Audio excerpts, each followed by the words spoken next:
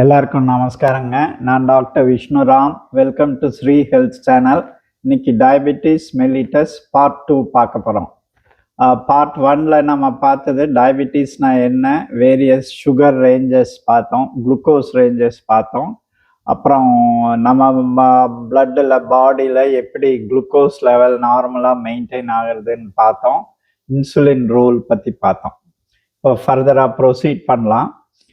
இப்போ எல்லாருக்கும் இருக்கிற ஒரு சாதா சந்தேகம் என்னன்னா, டயபெட்டிஸ் எவ்வளோ பேருக்கு இருக்கு, யாரை கேட்டாலும் டயபெட்டிஸ்ங்கிறாங்களே அப்படிங்கிற சந்தேகம் இருக்கு இல்லையா? இப்போ ஒரு எக்ஸாம்பிளுக்கு சொல்றேன். நான் வி ஆர் நாட், இப்போ இந்த ஸ்டேட்மெண்ட் நான் சொல்றது ப்ரொமோஷனுக்காக இல்லை. இப்போ பர்சன் லைக் மீ, ஒரு professor retired in a government medical college ஹாஸ்பிட்டல்னா ஒரு 20-25 இயர்ஸ் ஒர்க் பண்ணியிருக்காருன்னா அவரு மினிமம் ஒரு 40,000 டிஃப்ரெண்ட் டயபெட்டிக் பேஷண்ட்ஸு டிஃப்ரெண்ட் சுச்சுவேஷன்ஸில் பார்த்துருப்பார். அவ்வளோ காமன் அமங் பேஷண்ட்ஸு. நாங்கள் மந்த்லி டெத் ஆடிட் பண்ணும்போது பார்த்தீங்கன்னா, ஒரு சப்போஸ் எக்ஸாம்பிளுக்கு சொல்கிறோம், ஒரு 10 கேசஸ் டெத் ஆன பேஷண்ட்ஸ் பார்த்தீங்கன்னா அதில் 3 will be purely diabetic with other complications and other issues. அப்புறம் ஒரு 2 will be வெறும் ஹைப்பர் டென்ஷன் மட்டும் இருக்கும். இன்னொரு 2 பேருக்கும் டயபெட்டிஸும் ஹைப்பர் டென்ஷனும் சேர்ந்து இருக்கும். ஸோ அவ்வளோ காமன் அமங் பேஷண்ட்ஸ். சரி, பாப்புலேஷனில் எவ்வளோ காமன் அப்படின்னு பார்த்தீங்கன்னா, 2010களில் இந்தியா தான் வேர்ல்டு கேபிட்டல் ஆஃப் டயபெட்டிஸ் அப்படின்னு நிறைய ப்ரொபகேண்டா நடந்தது இல்லைங்களா? இப்போ அது சத்தம் காணோம் இல்லையா? ஏன்னு கேட்டிங்கன்னா, அது வந்து ஒரு என்ன சொல்கிறது, ஒரு அலார்மிங் சுச்சுவேஷன் தான், இல்லைன்னு சொல்லலை. ஒரு கூடுதலாக ஒரு பயமுறுத்துகிற மாதிரி ஒரு ஸ்டேட்மெண்ட். ஆக்சுவலாக ஃபேக்ட்ஸ் பார்த்தீங்கன்னா 2021 ஸ்டாட்டிஸ்டிக்ஸ் நான் சொல்கிறேன், WHO பார்த்தீங்கன்னா, இப்போ சைனா வந்து ஒரு 14 crore பீப்புள் டயபெட்டிக் அப்ராக்சிமேட்லி. இந்தியாவில் ஒரு 7 crore பீப்புள் டயபெட்டிக். சப்போஸ் நம்ம ஸ்டேட் பாப்புலேஷன் இஸ் 8 crores-ன்னா 7 crores, ஐ மீன் இப்போ நம்ம ஸ்டேட் சொல்ல, டோட்டல் இந்தியாவில் 7 crores ஆர் டயபெட்டிக். கிட்டத்தட்ட நம்ம என்டையர் ஸ்டேட் பாப்புலேஷன் அளவுக்குன்னு வச்சுக்கோங்க. அடுத்தது பாகிஸ்தான் பார்த்தீங்கன்னா 3.4 crores. அப்புறம் USA 3.2 crores, இந்தோனேஷியா, அப்படியே லிஸ்ட் போகும். இது சரி, அப்பா 7 கோடி பேரா அப்படின்னா நம்ம எவ்வளோ பாப்புலேஷன் இருக்கோம் அதை கம்பேர் பண்ணி தானே நம்ம சொல்லணும், பர்சன்டேஜ் தானே சொல்லணும் இல்லையா? அப்படி பார்த்தீங்கன்னா பாகிஸ்தான் தான் வேர்ல்டு லீடர் சொல்லணும். இப்போ தேர் பாப்புலேஷன் இஸ் அரௌண்ட் 10 crores அப்படின்னா, இப்போ பாப்புலேஷனில் 100 பேருக்கு 34 பேர் டயபெட்டிஸ். சரிங்களா? அந்த மாதிரி பார்க்கும்போது பாகிஸ்தான் வரும், குவைத் வரும், அப்படியே லிஸ்ட்டு கீழே ஒரு 7வது 8வது இடத்துல இந்தியா வருது. ஸோ காமன் தான். இன்னொரு study ICMR India be in டயாப் INDIAB study அப்படின்னு ஒன்று இருக்குது, நீங்கள் வெப்சைட்டில் கூட பார்த்துக்கலாம். அந்த ஸ்டடியில் ICMR ப்ராஜெக்ட் அவங்க என்ன சொல்கிறாங்க, ஒரு 1.1 lakh பாப்புலேஷன் எடுத்து ஸ்டடி பண்ணியிருக்காங்க. அவங்க சொல்கிற ஸ்டாட்டிஸ்டிக்ஸ் என்னென்னா, ரூரலில் கம்மி, அர்பனில் ஜாஸ்தி. அடுத்தது இந்த க்ரோன் ஸ்டேட்ஸ் இல்லையா, நம்ம லைக் மகாராஷ்டிரா, நம்ம ஸ்டேட் கர்நாடகா, அந்த மாதிரி ஏரியாவில் ஜாஸ்தி, லெஸ் இன் அதர் ஸ்டேட்ஸ். அதே மாதிரி அடுத்தது பார்த்தீங்கன்னா, கண்டுபிடிச்ச diabetic population around 10%, pre diabetic another 15%. So around 10 + 15 25% people அந்த இதில் இருக்காங்க. இது ஸ்டடி பண்ண குரூப்பில். சரிங்களா? இதுதான் ஸ்டாட்டிஸ்டிக்ஸ். ஓகே. அடுத்தது டைப் 1 டைப் 2ன்னு என்னென்னமோ ஒரு டைப்பாக சொல்கிறாங்களே சார்னு கேட்குறீங்க. அது என்ன டைப்புன்னா, அது WHO கிளாசிஃபிகேஷன். எந்த டிசீஸையுமே அவங்க கிளாஸிஃபை பண்ணுவாங்க. இது எதை பேஸ் பண்ணி கிளாஸிஃபை பண்ணியிருக்காங்கன்னா, காரணம் என்ன காரணத்தினால டயபெட்டிஸ் வந்ததுங்கிறத பேஸ் பண்ணி கிளாஸிஃபை பண்ணியிருக்காங்க.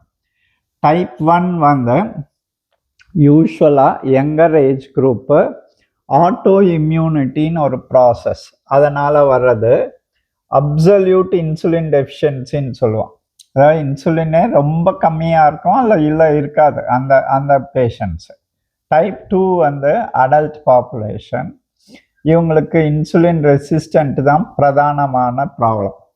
அப்புறம் நிறைய டைப்ஸ் இன்னும் சொல்கிறாங்க. ஒன்று ஹைப்ரிட் டைப்னு, இதுலேயும் அதுலேயும் மிக்சடு. அடல்ட்டுக்கு ஆட்டோ இம்யூன் ப்ராசஸ் லேடான்னு சொல்லுவோம், latent autoimmune diabetes of adult. அதே மாதிரி கீட்டோன் ப்ரோன், அதாவது இன்னொரு காம்ப்ளிகேஷன் இருக்குது டயபெட்டிஸ்க்கு, அது வர்ற டயபெட்டிஸ் அந்த மாதிரி. ஸோ இது ஹைப்ரிட் வெரைட்டி. லீன் பீப்புளுக்கு டேப்லெட்ஸ்லேயே குணமாகிற மாதிரி, ஒபீஸ் பீப்புளுக்கு இன்சுலின் கட்டாயம் தேவைப்படுற மாதிரி, அந்த மாதிரி ஹைப்ரிட் சொல்கிறோம். இதுக்கு அடுத்தது டயபெட்டிஸ்க்கு நிறையா அதர் காரணங்கள் இருக்குது. அது என்னன்னு பார்த்தீங்கன்னா, ஒன்று இந்த பேன்க்ரியாஸ் தான் அந்த ஆர்கன் சொன்னேன் இல்லையா, இன்சுலின் செக்ரீட் பண்ணுறது. அந்த பேன்க்ரியாஸ்லேயே டிசீஸ் வந்ததுன்னா பேன்க்ரியாடைட்டிஸ்ன்னு சொல்லுவோம். அந்த மாதிரி டிசீசஸ் வரும்போது, அப்புறம் பிற எண்டோக்ரைன் டிசீசஸ், ஆக்ரோமெகாலி, குஷிங் சிண்ட்ரோம், அந்த மாதிரி ஹைப்பர் தைராய்டிசம், இவங்களுக்கெல்லாம் வரும். நிறைய மருந்துகள்னால டயபெட்டிஸ் வரும். நம்ம எல்லாருக்கும் தெரிஞ்ச மருந்து கார்டிகோஸ்டீராய்ட்ஸ்.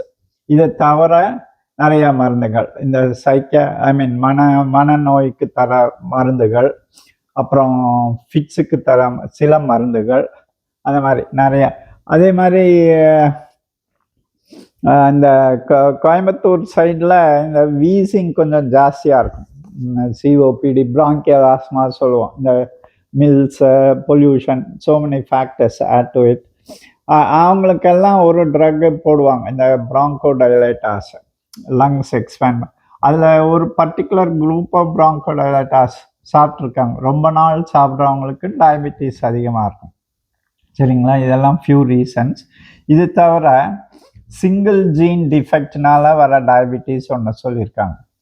அது பேர் வந்து maturity onset diabetes of young. அடுத்தது ப்ரெக்னன்சி டைமில் வர டயபெட்டிஸ், ஜெஸ்டேஷ்னல் டயபெட்டிஸ்.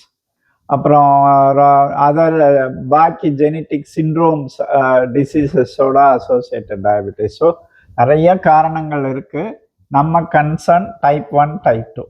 சரிங்களா? ஸோ இது கிளாசிஃபிகேஷன், ரைட். அடுத்தது டைப் 1ன்னா என்ன, டைப் 2ன்னா என்ன பார்த்துலாம். எதனால் வருது? இப்போ டயபெட்டிக் ஒருத்தர் இருக்காங்கன்னா அவங்களுக்கு எதனால் இந்த டிசீஸ் வருதுன்னு தெரியணும் இல்லையா?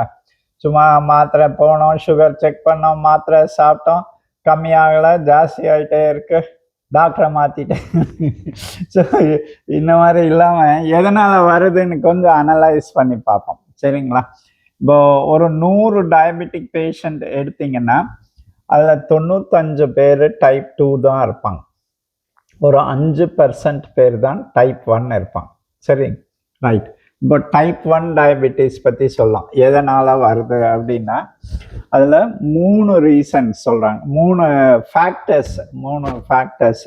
ஒன்று வந்து ஜெனட்டிக், ரெண்டாவது என்விரான்மெண்டல், மூணாவது ஆட்டோ இம்யூன் இஷ்யூ. ஓகேங்களா? இப்போ ஆட்டோ இம்யூனிட்டி அப்படின்னா என்னன்னு பார்க்கலாம். அந்த என்விரான்மெண்ட்னா சுற்றுச்சூழல் சொல்கிறோம் இல்லையா, அது வந்து ஒரு ட்ரிகர் பண்ணிடும் நம்ம உடம்ப. ஆட்டோ இம்யூனிட்டி அப்படின்னா உங்களுக்கு நிறைய பேருக்கு தெரிஞ்சிருக்கும். இப்போ ஆட்டோ இம்யூன் ப்ராப்ளம் ரொம்ப காமனாக ஆயிட்டு வர்றதுனால நிறைய பேர் பார்த்துருப்பீங்க. இப்போ வெளியிலிருந்து நம்ம உடம்புக்குள்ள போகிற ஒரு புரோட்டீன், அது வந்து ஆன்டிஜென் சொல்கிறோம். அது பாக்டீரியா, வைரஸு, பொல்யூட்டன்ட்டு எதுவாக வேணாலும் இருக்கும். அது நம்ம உடம்புக்கு ஹார்ம்ஃபுல்லாக இருக்கிறதுனால அதை அகைன்ஸ்டாக ஃபைட் பண்ணுறது வந்து ஆன்டிபாடிஸ் சொல்கிறோம். சரிங்களா? ஆன்டிபாடிஸ் அதை ஆன்டிஜனை ரிகக்னைஸ் பண்ணி அதை டெஸ்ட்ராய் பண்ணும். அதில் நிறைய கெமிக்கல் ப்ராசஸ் எல்லாம் இன்வால்வ்டு. இது சுருக்கமாக சொல்லியிருக்கேன். இது இம்யூனிட்டி. இப்போ ஆட்டோ இம்யூனிட்டின்னா என்னன்னா, நம்ம உடம்புல இருக்கிற நம்ம ஓன் செல்ஸ் அதை ஒரு ஃபாரின் மெட்டீரியலா ஆன்டிஜனா நம்ம இம்யூன் சிஸ்டம் ரிகக்னைஸ் பண்ணுது. அப்போ அதுக்கு அகெயின்ஸ்டா ஆன்டிபாடி ப்ரொடியூஸ் பண்ணி அந்த செல்லை டெஸ்ட்ராய் பண்ணும். இதுதான் ஆட்டோ இம்யூன் ப்ராசஸ். சரிங்களா? சுருக்கமாக சொல்லணும்னா உள்நாட்டு கலவரம், அவ்வளோதான். இதுதான் நடக்குது. இது ஆட்டோ இம்யூன் டிசீஸ். இதில் இந்த ஐலட் செல்ஸ்ன்னு சொன்னோம் இல்லையா, பேன்க்ரியாஸில், அதுலேருந்து நிறைய டைப்ஸ் ஆஃப் செல்ஸ் இருக்குது. அதுலேருந்து ரிலீஸ் ஆகிற ஒவ்வொரு பொருளுக்குமே அது ஆன்டிஜனாக ரிகக்னைஸ் பண்ணி ஆன்டிபாடிஸ் ஃபார்ம் பண்ணும். இப்போ யங் ஏஜில் before diabetes blood glucose level rise ஆகிறதுக்கு முன்னாடியே இந்த பிளட்டில் இவங்களுக்கு ஆன்டிபாடிஸை டிடெக்ட் பண்ண முடியும்.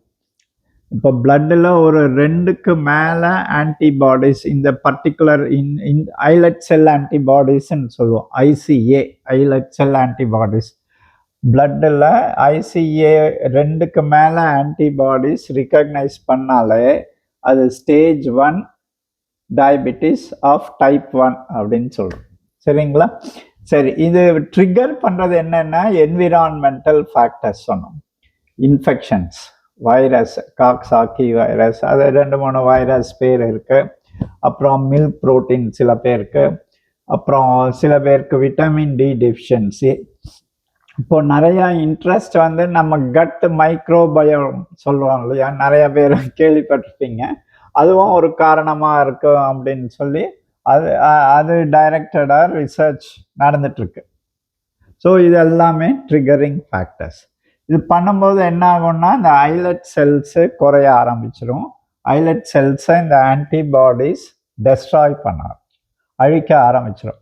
இப்போ கொஞ்சம் கொஞ்சமாக அழிச்சிட்டே வரும்போது நம்ம உடம்புல டைப் 1 பேஷண்ட்டுடைய உடம்புல இன்சுலின் டெஃபிஷியன்சி, இன்சுலின் செக்ரீஷன் குறைஞ்சிட்டே வரும். அப்போ அவங்களுக்கு இன்சுலின் தான் தீர்வு. இதுதான் டைப் 1 டயபெட்டிஸ். இது ஜெனட்டிக் சொன்னேன் இல்லையா. ஜெனட்டிக்னா இப்போ ஒரு ட்வின்ஸ் இருக்காங்கன்னு வச்சுக்கோங்களேன். இப்போ ஒருத்தருக்கு டைப் 1 இருக்குன்னா இன்னொருத்தருக்கும் இருக்கணுமானா இருக்க தேவையில்லை. அதே மாதிரி ஒரு பேரண்ட்டுக்கு டைப் 1 டயபெட்டிஸ் இருக்குன்னா 9% சான்ஸ் தான் சில்ட்ரனுக்கு வர்றதுக்கு. சரிங்களா? அதே மாதிரி ஒரு சிப்ளிங் டைப் 1 இருக்குன்னா அவங்க பாக்கி அண்ணன் தம்பி அக்கா தங்கச்சிக்கு டைப் 1 வருமானா அதுவும் பர்சன்டேஜ் கம்மி தான், 6% அந்த மாதிரி தான். ஸோ ஜெனட்டிக் இன்வால்மெண்ட் கொஞ்சம் கம்மி தான் கம்பேர்ட் டு டைப் 2 டயபெட்டிஸ். இதுதான் regarding type 1 diabetes. Okay, will go to type 2 diabetes. Type 2 diabetes நான் அந்த ஃபர்ஸ்ட் டே ப்ரீவியஸ் செஷனில் சொல்லும்போது சொன்னேன், நம்ம பிளட் குளுக்கோஸ் எப்படி மெயின்டைன் ஆகுது அப்படின்னா நம்ம எனர்ஜி இன்டேக், அப்புறம் நம்ம யூட்டிலைசேஷன், நம்ம எவ்வளோ குளுக்கோஸை யூஸ் பண்ணுறோம், அடுத்தது ஹிப்பாட்டிக் குளுக்கோஸ் அவுட்புட், அதாவது லிவர்லேருந்து வெளியில் வர குளுக்கோஸ், இந்த பேலன்ஸு மெயின்டைன் பண்ணுறது இன்சுலின். இதானே பேசிக், இதானே. சரி, இப்போ டைப் 2 எப்படி வருது அப்படின்னா இன்சுலின் ரெசிஸ்டன்ஸ் அப்படின்னு சொல்கிறாங்க. இதுதான் முதல் வார்த்தை. டைப் 2னால இன்சுலின் ரெசிஸ்டன்ஸ். ஏன்னு கேட்டிங்கன்னா டைப் 2 டயபெட்டிஸில் 80%க்கு மேலே ஒபீஸாக தான் இருக்காங்க. சரி, ஒபிசிட்டியில் நம்ம பார்த்தோம் என்ன, எக்ஸ்ட்ரா எனர்ஜி நம்ம சாப்பிட்டது, எக்ஸ்ட்ரா குளுக்கோஸ் என்னவா கன்வெர்ட் ஆகுது, பாதி லிவருக்கு போயிடுது, பாதி ஃபேட்டாக கன்வெர்ட் ஆகி ட்ரைக்ளிசரைட்ஸாக கன்வெர்ட் ஆகி சப்கியூட்டேனியஸ் டிஷ்யூ எங்கெல்லாம் இருக்கோ அங்கெல்லாம் சேர்ந்துடுது, மசில்லையும் சேர்ந்துடுது. ஸோ ஃபேட் அடிப்போஸ் செல்ஸ் சொன்னோம்ல, ஃபேட் செல்ஸாக எக்ஸ்பேண்ட் ஆகுது. இந்த எக்ஸ்பேண்டட் ஃபேட் செல்ஸ்னால நம்ம இன்சுலின், இப்போ நம்ம ஃபுட் இன்டேக் எடுக்கிறோம் அப்படின்னாலே இன்சுலின் ரிலீஸ் ஆகும் சொன்னோம் இல்லையா. ஃபர்ஸ்ட் ஃபேஸ், லேட்டர் ஃபேஸ்னு இன்ஸ்டண்ட்டாக 6 மினிட்ஸில் ரிலீஸ் ஆகும் எல்லாம் சொன்னோம். ஸோ அந்த இன்சுலின் ரிலீஸ் ஆகுது. பட் இந்த இன்சுலின் போய் அதை அப்ராப்ரியேட்டாக உட்காந்து வேலை செய்கிற ரிசெப்டார்ஸில் உட்காந்து வேலை செய்ய முடியாமல் போகுது. இது எதனால் அப்படின்னா இதுதான் இன்சுலின் ரெசிஸ்டன்ஸுங்கிறோம். இது ஒன்று ரிசெப்டார்ஸ் கம்மியாக இருக்கும், அல்லது இன்சுலின் உட்கார்ந்து வேலை செய்ய முடியாமல் போகுது, உட்காருது ஆனால் வேலை செய்ய முடியல, அதனால் குளுக்கோஸு உள்ளே போக முடியல. இப்போ அந்த சர்க்குலேட்டிங் குளுக்கோஸ் இருந்துகிட்டே இருக்குமா பிளட்டில், அது பேன்க்ரியாஸை திரும்ப திரும்ப ஸ்டிமுலேட் பண்ணும். அப்போ பேன்க்ரியாஸ் இன்சுலின் ரிலீஸ் பண்ணிட்டே இருக்கும். அதனால தான் ஹைப்பர் இன்சுலினிமியா. இன்னொரு பாயிண்ட் என்னென்னா, இந்த மாதிரி வர்றதில் இந்த டைப் 2 டயபெட்டிஸில் ரிலீஸ் ஆகிற இன்சுலின் 60% அதனுடைய வீரியம் பொட்டன்சி கம்மியாக இருக்குது, எஃபிகசி செயல்பாடும் கம்மியாக இருக்குது. வீரியமும் கம்மியாக இருக்குது, செயல்பாடும் கம்மியாக இருக்குது. சரிங்களா? அடுத்தது என்ன ஆகும்னா, இப்போ இன்சுலின் இன்க்ரீஸ் ஆகிட்டே போகுது, அது சம்ஹவ் அது எப்படியோ புஷ் பண்ணி சுகர் லெவலை கம்மி பண்ணும். இப்போ இன்சுலின் இன்க்ரீஸ் ஆகும் பிளட் சுகர் ரெய்ஸ்டாகவே இருக்கும்போது நம்ம லிவருக்கு லோ சுகர்னு சிக்னல்ஸ் வரும். ஏன்னா உள்ளே போகலை இல்லையா சுகரு, குளுக்கோஸ் உள்ளே போகலை. அப்போ இந்த இன்சுலினுக்கு அகெயின்ஸ்டாக ஒரு ஹார்மோன் வேலை செய்யும்னு சொன்னேன், குளுக்ககான். அந்த ஹார்மோன் வேலை செய்யும்போது லிவர்லேருந்து நிறையா சுகர் வெளியில் ரிலீஸ் ஆக ஆரம்பிக்கும், குளுக்கோஸ் ரிலீஸ் ஆகும். ஸோ இந்த ப்ராசஸ்னால பிளட் சுகர் ரைஸ் ஆகுது. இதை தான் நம்ம வேரியஸ் மெத்தடில் கண்ட்ரோல் பண்ணுறோம். ஒருத்தருக்கு ஃபாஸ்டிங் பிளட் சுகர் மட்டும் அதிகமாக இருக்குது அப்படின்னா, ஒன்று குளுக்ககான் லெவல் அதிகமாக இருக்கும், ரெண்டாவது ஹிப்பாட்டிக் இந்த லிவர்லேருந்து ரிலீஸ் ஆகிற சுகரு ஜாஸ்தியாக இருக்குன்னு அர்த்தம். உணவு சாப்பிட்ட பின்னாடி போஸ்ட் பிராண்டியல் பிளட் சுகர் அதிகமாக இருக்குது அப்படின்னா, இந்த பெரிஃபரல் யூட்டிலைசேஷன் சொல்கிறோம் இல்லையா, செல்ஸுக்குள்ளார சுகர் போகலை. சரிங்களா?